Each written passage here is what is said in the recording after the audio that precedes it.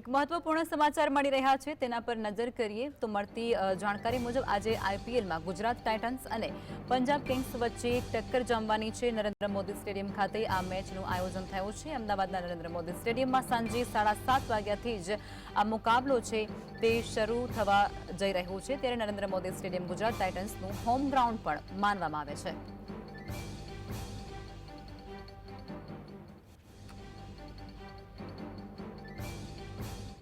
उत्साह है, बहुत सेंचुरी एक्सपेक्ट करी है गुजरात थी।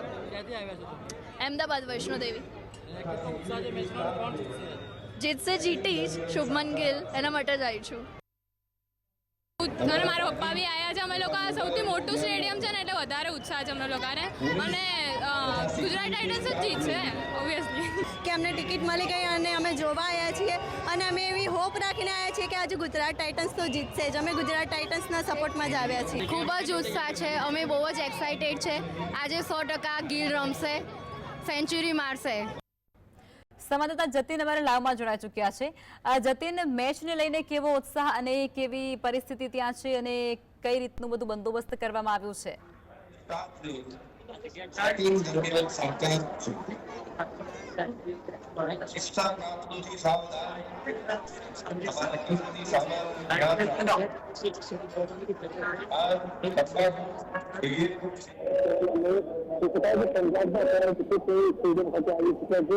स्टेडियम द्वारा एंट्री शुरू કરી દેવામાં આવી છે। મોટી સંખ્યામાં મેચ જોવા માટે નરેન્દ્ર મોદી સ્ટેડિયમ ખાતે આવી રહ્યા છે। ગુજરાત ટાઇટન્સ ટીમ જે પંજાબ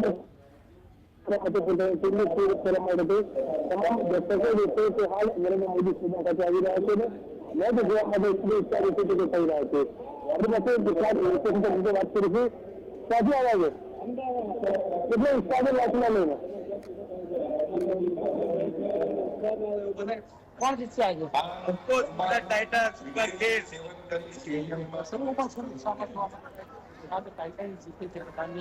વાત પર જે છે ચલી રહ્યા છે દર્શકો જે છે તે આવી